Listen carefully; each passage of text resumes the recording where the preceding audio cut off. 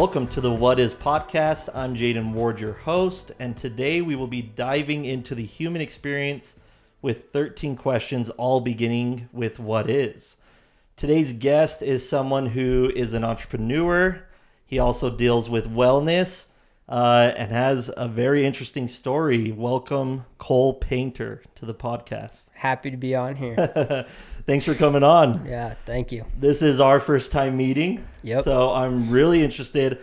I've heard about you obviously through your business and just affiliates, right? But I'm excited today to kind of find out what is the story behind all of it, right? And what gets you going, what gets you out of bed. And before we even started, I was just talking about, like, do you want to talk about your business? Do you want to talk about this? And it was like, we want to go in the direction of just what made you who you are today, I think is the direction that I want to go in. So let's just start if you're ready. Yeah, let's roll. Okay. So the first what is question is, what is a book that has profoundly changed your perspective? So this is a recent book, and I'm going to go with Outwitting the Devil by Napoleon Hill. Okay, interesting. I told you it'd be a bomb. Okay, I'm very curious. Why that book in particular?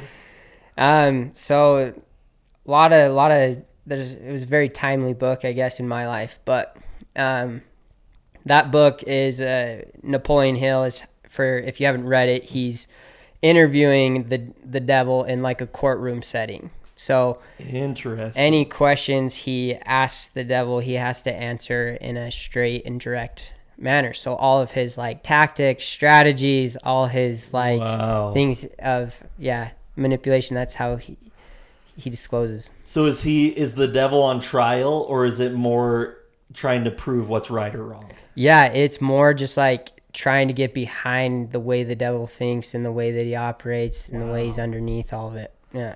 And do you know the backstory of how he came up with this book, and like what's kind of the inspiration for him? Yeah, it's kind of a wild story because Napoleon Hill also wrote Think and Grow Rich, which yes, everyone is very familiar with that yes. book. It's amazing. And Napoleon Hill wrote this Outwitting the Devil after that book, and after he wrote the book, he was asked.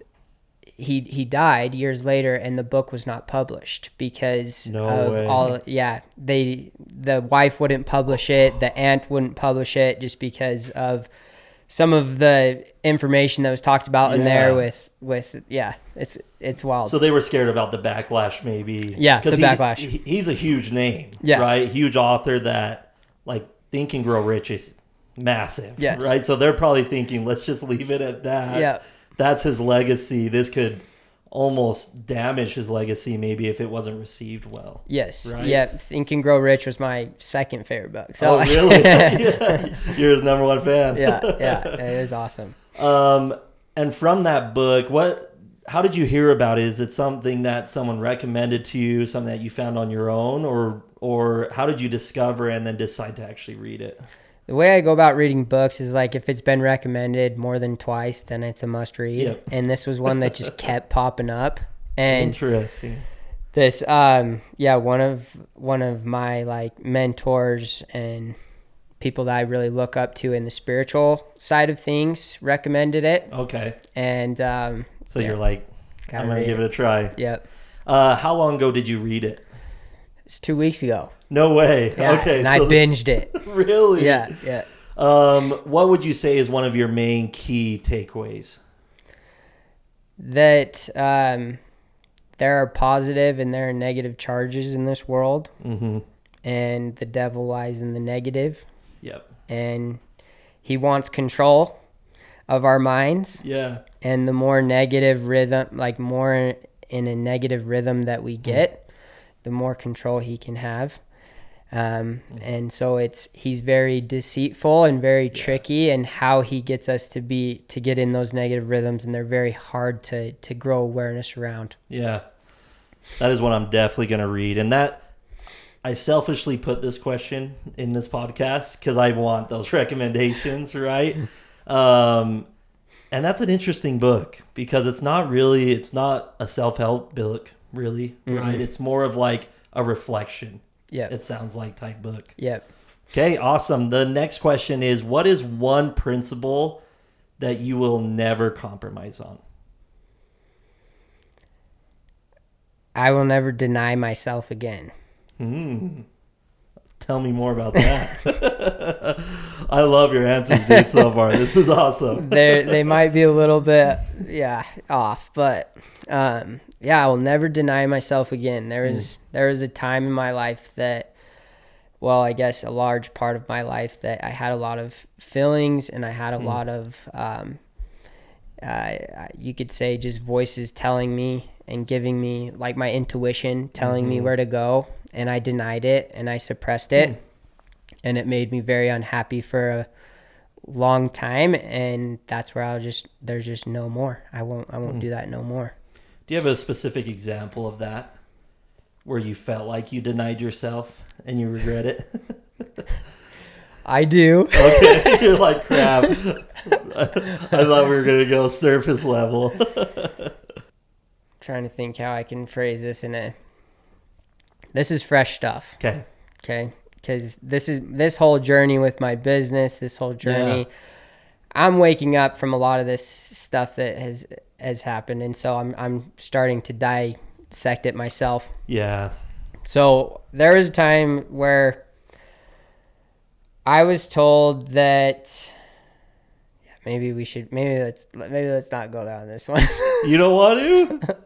I think we should. Unless, of course, you don't want to. I definitely don't want to push you into anything. Maybe not this one. Let's keep going on the next questions, and we can come back to that. Keep rolling. I can find a way around that. Yeah. Okay. Next question is, what is the greatest trial of your life? right back into the thick of it, right? And I've said it on almost every episode, but I knew that this question is going to be the hardest for people to talk about, because you don't want to talk about your trials, right? It's all the good stuff, right? But I know that there's power in trials. Okay, we're going to go deep today. Okay. So, well, this one... I'll go there with you. This one we can go there. There's a lot to this journey that I'm unpacking, but I'm realizing that since a young age, I was dealing with depression. I didn't understand that for a very long time. So I was disconnected and angry and had a lot of negative emotions, you could say, from like outwitting the devil. That might be why that book related with me so much, because I was in absolutely a negative rhythm. And so now my biggest trial has been connection. It's been connection with myself and the world around me. And when you say connection with yourself, how would you kind of describe that? Just knowing yourself, would you say? Yeah, I felt like I've always had a connection with God and had been able to help people and serve people, but I haven't known myself. I haven't had those emotions that are unique to me, and I guess I just haven't felt like I have connected with that part of me. Yeah, I relate to that a lot, honestly, where I felt like I was just on autopilot for a long, long time and not knowing why I was, right? And it's hard to know because you're so close to it, right? You're in the thick of it. It's yourself. Like, that's as personal as it gets. And when you're that close to something, it's hard to take a step back and see the big picture of like, whoa, there's actually something going on here with me, right? And I have found that even for myself. Was there a moment specifically that you kind of had that realization of like, there's something going on here with myself? Yeah, it was when I got married. Really? Yeah, when I got married, I realized that disconnection, and it was hard to accept love when I didn't love myself. And so there was a lot of I had a lot of stuff that protected me that I put up, right? Like walls. Interesting. Is that something your wife realized?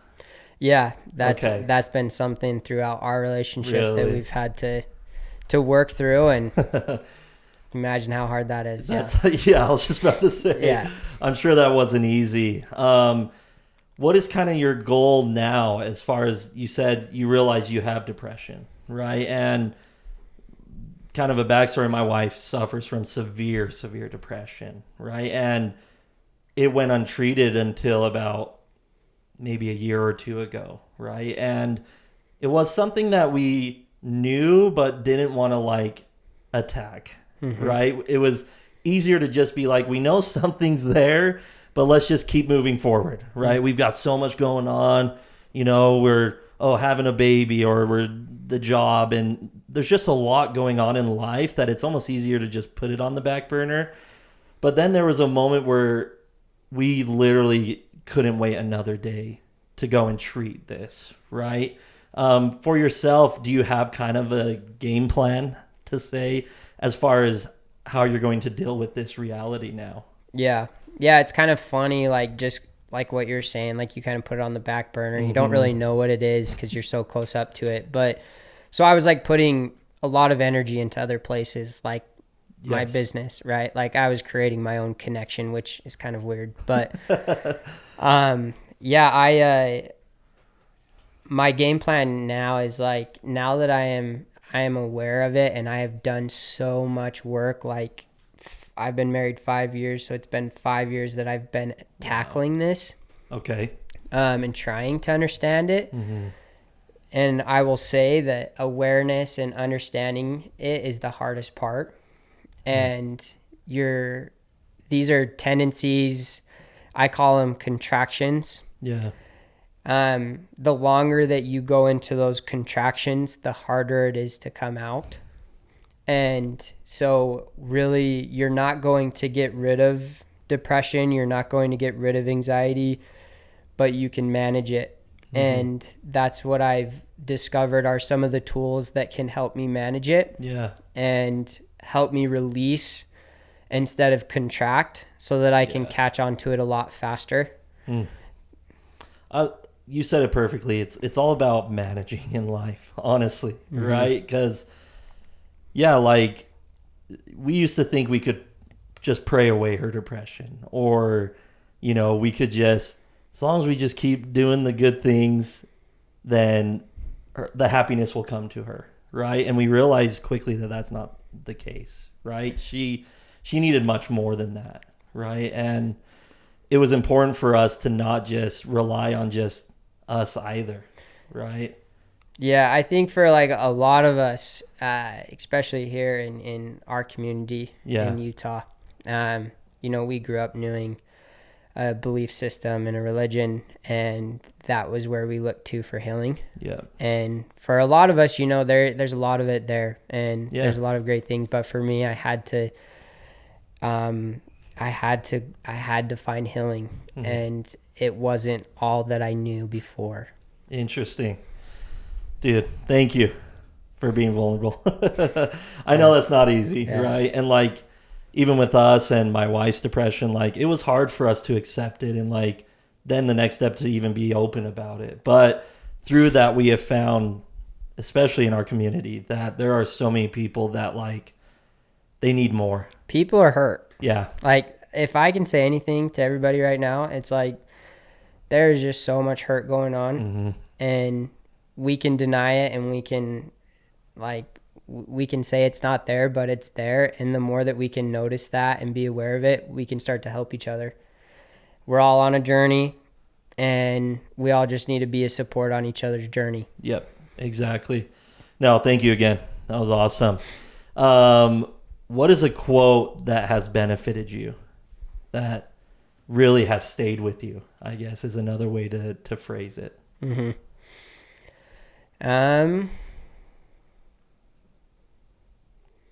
There's no one youer than you. Like there's a lot of people out there that's going to try and tell you the answers, and like, this is what you need to do to be happy. This is what, this is the path. And it's like, you know what? They don't know, because no one knows except you. It's like, it's inside. Yeah.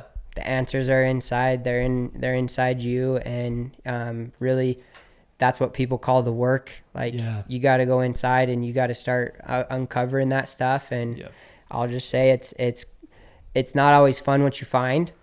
Yeah. But that's where peace and that's where beauty is. Yeah, I think absolutely. I think I've spent a lot of my life waiting for someone to tell me who I am, right? Like I was almost waiting for like the validation of what I was wanting to be, right? Instead of looking inward of who I actually am. And I think that is such an important part of just life in general, is being okay with who you are. Mm-hmm. Which I sometimes I think is the hardest thing, right? It's like saying I'm okay with who I am today. Because it requires alignment. Yeah. Yep. It requires, body, mind, spirit, qualities. Yeah. It requires you to get all of that aligned, because when things are misaligned, you get sick. Mm. And that's where I noticed a lot of my anxiety and depression things came from and like I used to be 192 pounds and I'm short. I'm 5'9", 5'8". Okay. I round up. So yeah, it's like I was working out. I was doing all these things to be able to be healthy. But what I learned is health doesn't look a certain way. It feels a certain way. And so a lot of it wasn't just me working harder or spinning my wheels faster. It was actually, okay, where am I out of alignment here? And I had to get very still and like start to listen more instead of just go harder. I love that word. Like you had to get still. Mm-hmm. And that's what I think it's all about, is we are in a world that hates stillness, right? And completely it doesn't reward it, right? Mm-mm. Tangible, right? And so you're motivated. I got to be on my grind 24/7, right? No matter what. And I've been in that mindset for so long of the grind, alpha. We're going to get what we want. We're going to work for what we want. And it just got to a point for me where I was just like, this is not happiness for me. And I need to put a pause on everything, right? Because I would, any second I had in the day, I was like, what can I learn? What can I do? What can I write? And it was exhausting. Like my spirit was just like, I can't do this anymore, right? Totally. No. And I don't know if you felt that as well, or had those same feelings of just like, I can't do this anymore, right? You're a business owner, you're a husband, right? And it's like, you just need to sometimes pause and just stay still. And I think that's when really true enlightenment of who you are comes through. Yeah. Yeah. It's like in I guess from the way everybody looks at business and teaches you business is like, and I guess to relate it to door-to-door knocking in sales, it's like the more doors you knock, the more sales you get, right? It's a numbers game. Go harder, right? And like that's like the whole mindset I've had to like step back from, because you do realize one day you're just like, I'm not okay. Yeah. I'm not okay. If I keep going down this same path, what does that look like in 5 years? Not happy. No. And not good. So, and then that even escalated when I started my business, because I was literally just, you're drumming stuff out of thin air. And so it's like, you're trying to create momentum and you're trying to go harder and harder and harder and harder. And then like, you're just spinning in the same place. And then I had to realize, like, I feel like the higher law of business is to find the one. And to really step back from going harder and being like, okay, where am I guided today? What makes me excited? Yeah. What makes me motivated to go do that? And whatever I would just follow every day, I would write down what gets me excited in my journal. And whatever I'd write down, that's what I was focusing on that day. Whether that was a podcast, whether that was like going on a run, it was just like, that's what I needed to do. Yeah. No, that was beautifully said. And I think it leads perfectly into the next question, which is, what is one small action people can take daily to increase their happiness? Do something for you. And normally for me, like that's in the morning, like find a time that you can go find stillness, go find meditate. Yeah. Like meditation has been one of the single most important things. And for me, I found running and running was very transformational for me. I was never a runner. I was never a runner in high school. That was not something I enjoyed, or I was a motocross racer. So I was all about speed, but not the slow running. Yeah. So running was one of those things that once I broke the barrier and the learning curve of it, it became a meditation and became something that could ground me and just allow me to gather my thoughts and do something for me in the morning. I love that. I bought like a guided journal not too long ago, and every day it has me write in it, what is my happy hour? Just every day, just 1 hour where it's just about me. Yep. Right. And I used to think like, well, that's selfish, right? Like, I'm a husband, I'm a father, right? I'm a business owner, I have responsibilities. And it just felt wrong to me for some reason to like, 1 hour is all about me, right? Because everything else was for the benefit of others almost. But once I started doing that and consciously deciding today I'm going to play my guitar for an hour because that's what I want to do, right? Or I want to, go get dessert or whatever it is, right? And once I started doing that, it really did help me realize that I can't be the best father and husband that I want to be if I don't allow myself, or if I don't also treat myself as good as I'm looking to treat my wife, my son, and so forth. Yeah. Right? And this is like, I would want to say this to the women out there, like you moms. You guys are the ones that always come last in a family. Make sure that you're putting yourself first. Like, go find time that you can do something for you. Yeah. I think you won some brownie points with that one. But it's true. Like, and I almost have to push my wife to like. You do. Women are the hardest ones to do it. You're like, go do something for you. And they're the ones that like end up getting, they're way more likely to get depressed than men. It's a fact. Yeah. I think that was super insightful. Kind of leading on to the next one. I think a lot of people want to think about, this is what I want to change about myself. This is what I want to work on. But this next question is more about reflecting and just being nice to yourself. And it's, what is a personal trait that you are most proud of about yourself? I'm a fighter. I don't give up. Like, my determination has been everything for me in this life. Like, if I would have given up on my mental health, if I would have given up on, my business and my family, like, that it's probably been my vice too, that I don't give up, but like, it's my determination in my fight to not give up. How did you develop that trait, would you say? Is it something that was taught to you? Do you feel like it was just inherently you, who you are? What's kind of your thoughts on that? My mom's a super strong woman, and she always taught me with like sports growing up, like, you just don't quit. If you're going to do it, like, you're going to go and you're going to be committed to it every day.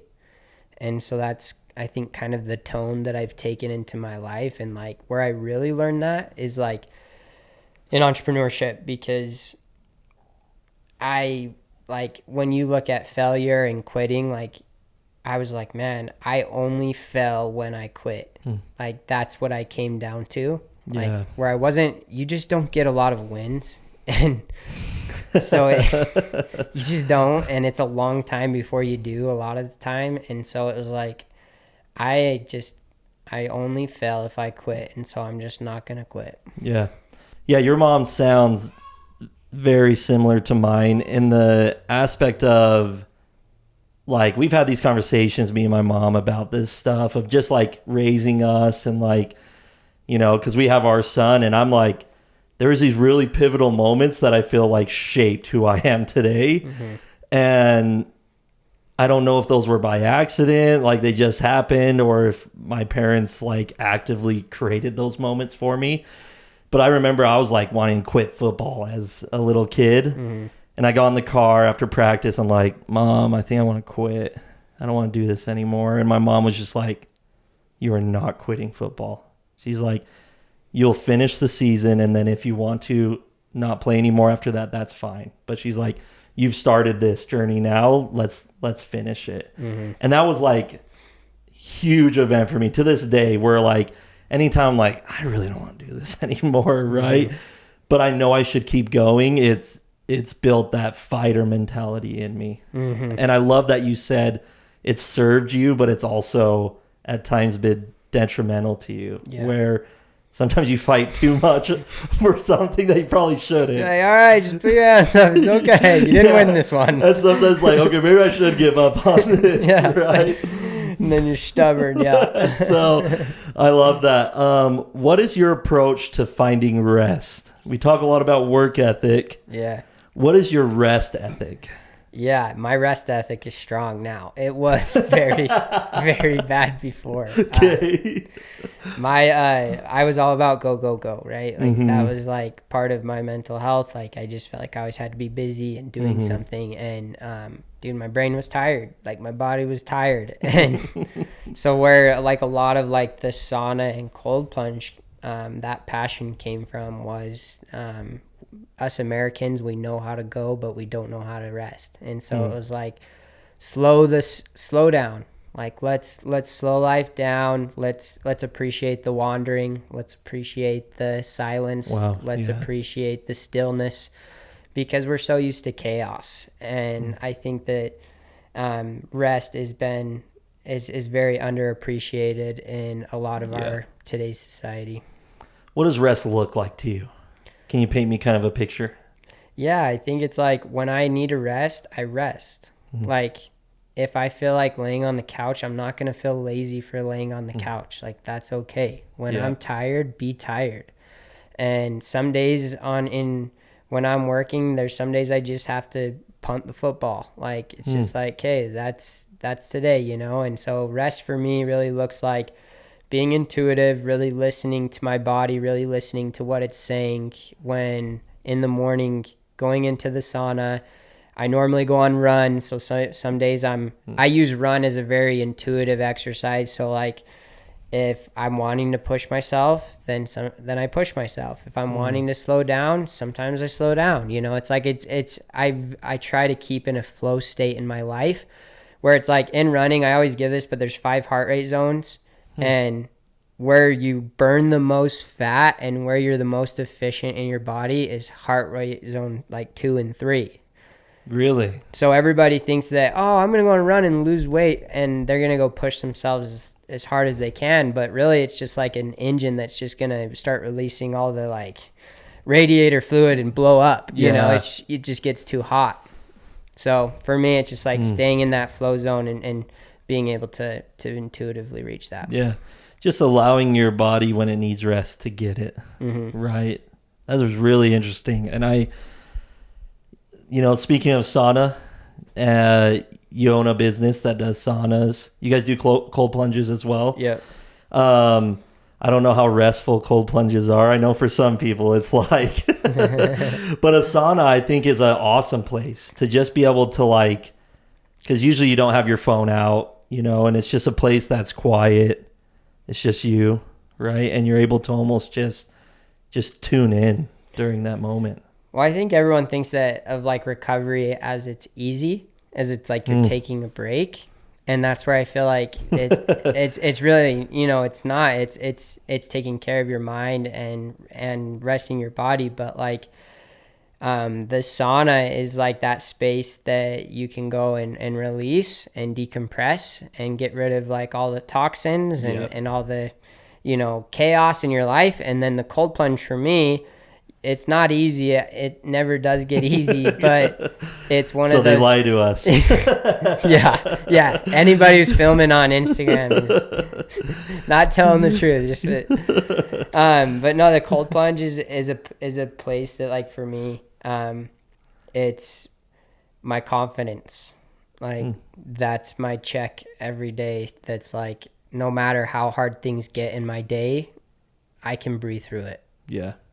And I can overcome that first thing in the morning. Cool. What is a moment in your life where you experience pure joy?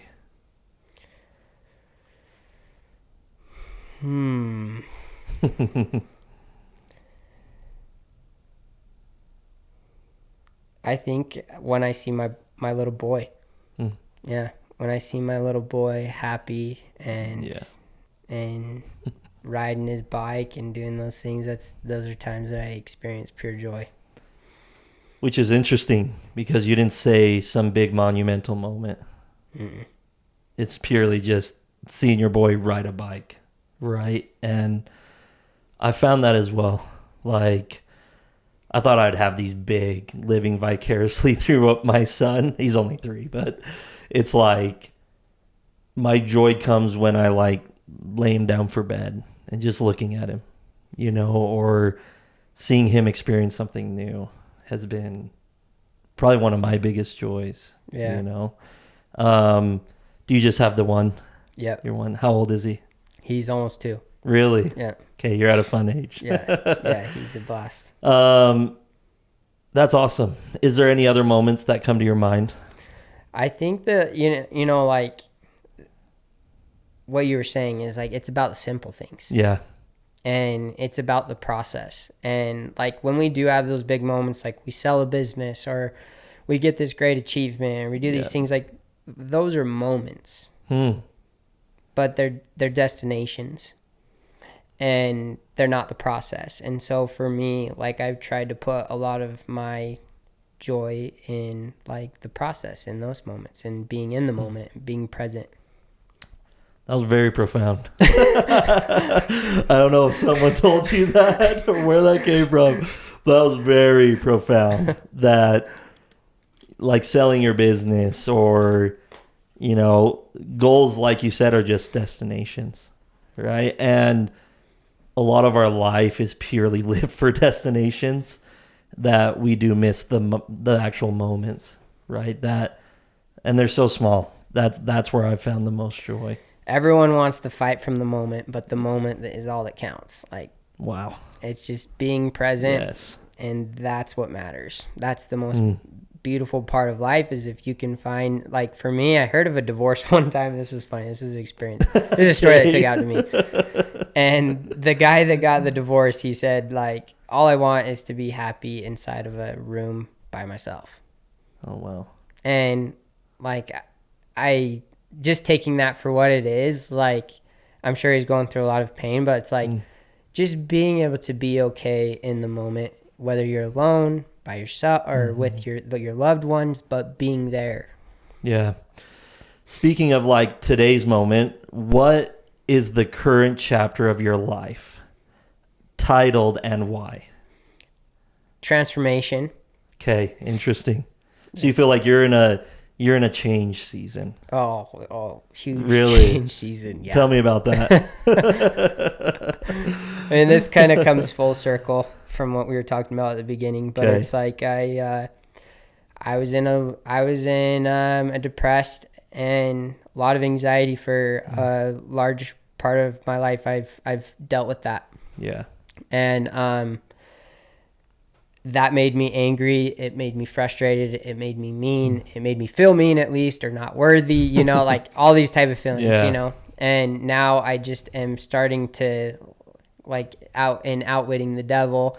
Instead of being trapped in that negative rhythm and patterns that I'm constantly in, I'm starting to feel that I'm finally going into a positive rhythm and starting to, that the large part of my thoughts are towards positivity and higher emotions that instead of like shame and guilt and, those things that I used to live in before. Yeah. And, when I think of like a chapter in a life, I think of a story or a book. And usually the flow of a book is you have your 0 person, right? They're at the bottom. Something usually caused that, right? And then they start climbing, right, to become the hero. And then there's usually a big challenge that tries to stop them, right? Do you feel like you've experienced that challenge yet to stop you from this transformation? Do you think you've crossed that hurdle, or do you think I might encounter something that may stop me in my tracks before I reach the hero status? Yeah, I'm in it. Okay. Yeah, I'm in it. I'm in that challenge. Yeah. And so I'll see you guys on the other side. Okay, awesome. Love it.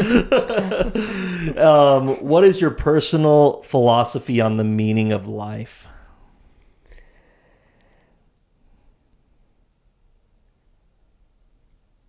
I think a lot of the meaning of life is having a relationship with yourself, because I feel like your relationship with yourself limits your relationship with God and with the people around you.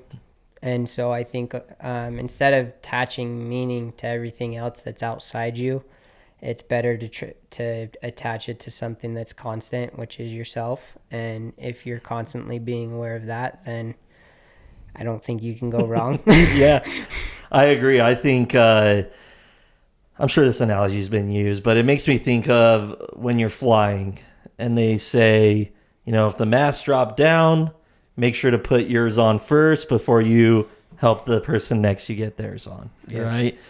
And I think there's a beautiful analogy there of you can't help others if you can't help yourself. Yep. Right. That's like the golden saying everyone's heard. And I used to always hear that, and I'm like, I don't even know what the freak that means, right? And like, why can't you help them and help yourself was my mentality, because before it was I could do it all. I can do both simultaneously, but one always suffers at the behest of the other, right? And I think it is important that, and what a beautiful philosophy of you got to know yourself, have a relationship with yourself, before you can go and experience these pure joys with your family, with your friends. Because if you're not right within yourself, everything else is just minutia, right? Yeah. At that point. Yeah. As far as when it comes to difficult or challenging times in your life, what is your strategy when faced with difficult decisions? How do you kind of tackle those or go after them?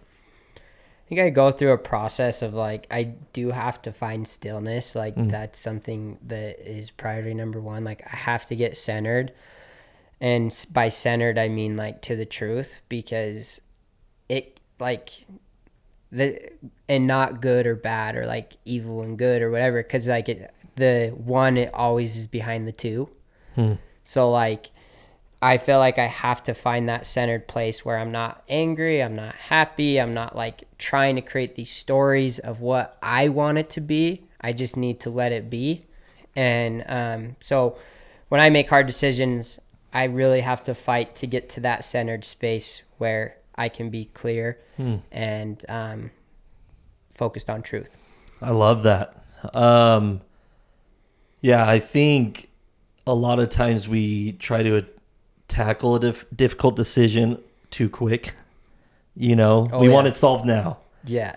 Instead of allowing time, right, to figure it out properly.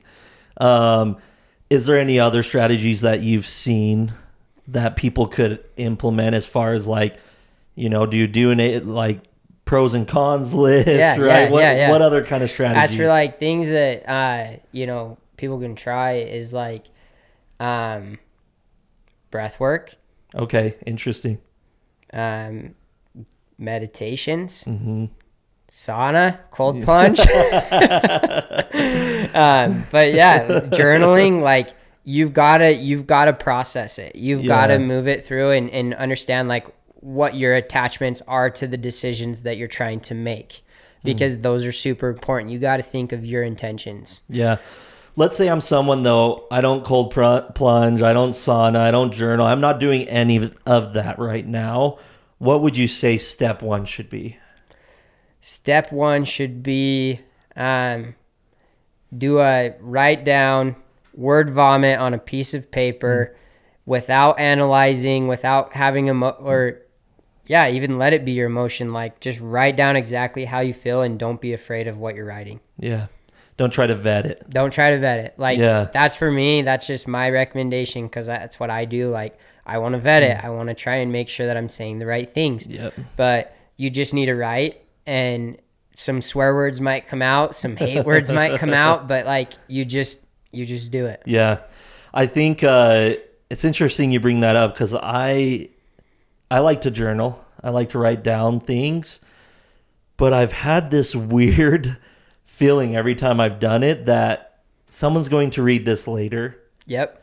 So I need to vet it, right? Going back to that word. And so I would literally, as I'm writing it, be almost writing it for this imaginary person that I've thought of that is going to read it at some later point. I don't know if you've experienced that same feeling. Dude, that's exactly it. Like, really? It's funny how you're just writing it down. You're even like presenting it to a crowd, you know, and you're like, why am I presenting this? Like, this is supposed to be a therapy. Like, write down. Yeah, I do the same thing. And it's hard. And you want to fight that because it's hard to face it. Yeah. But you are feeling those emotions, especially men. This is probably a really healthy exercise for men. Yeah. But just write. Yeah. I love that.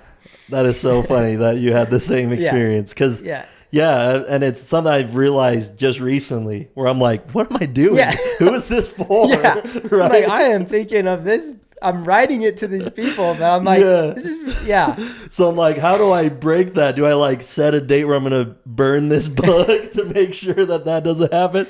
Yeah. Just, I guess, whatever, you know? Oh, that's funny. Okay. What would you say, or what is the role of love in your life? Oh, man. Love is everything, and I know that's cliche. It's something I fight for. You know, it's not something that I feel like I've always understood. Yeah. I haven't always felt lovable.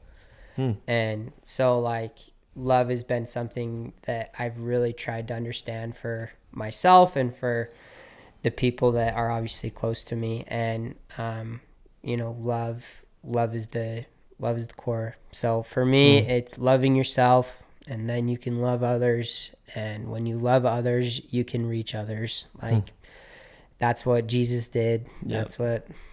That's the tough part, is getting to that love spot, because, you know, there's not a lot of love in this world right now.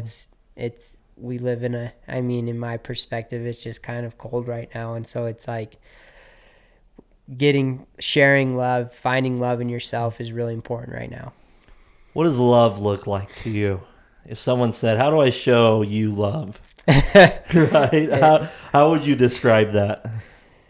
Love is, I read a post the other day that said, this little 5-year-old wrote it, and it was like, love is when you're missing your teeth, but you still smile. That's awesome. That is so perfect. And it was a 5-year-old. Yeah. No way. That is so perfect. Okay, we'll move on. That's great. Kind of now we've talked past. We've really talked about the present, kind of where you're at. Now let's talk about future. So, what is a dream you are currently nurturing?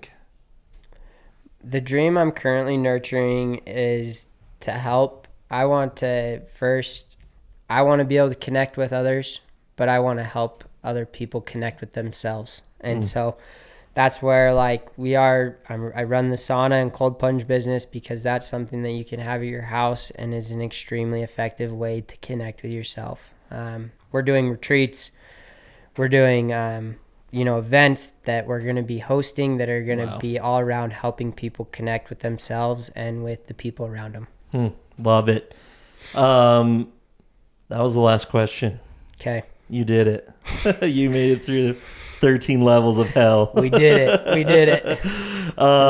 Where can people find you? Where do you want people to go to, if they want to continue this story with you and join you on your journey, where do they go? Yeah, follow me on Instagram, j.colepainter, or New Primitive 1 is our Instagram. So check us out. We try to put out some good content. We're always doing unique events, and we deliver saunas and cold plunges to cool places. So it's just fun to kind of watch and see. But we'd love to have you out to our events. We'll be posting about it, and like I said, right now, wellness is our top priority. So we're going to be doing events that are free and paid for. So just come out if you're looking to feel better. We'll have the tools. Cool. And we'll put links to all of that on this video. So if you found this beneficial, be sure to go check out Cole on Instagram and other places. Also, subscribe to the channel. Seriously, thank you. Thank you for coming on today. But seriously, like, you have given me so many insights during this. And I know that it's hard when people say that because you're like, I feel like I just shared what I already knew, right? But to me, there was so much that I want to continue, and you've inspired me today to not just keep grinding, and be still and find these moments. So seriously, thank you so much. Yeah, thank you for the interview, man. It's awesome to share this, and hope this can be a help to other people. It will. Okay, thank you guys so much for watching. Boom, dude. All right. We freaking did it.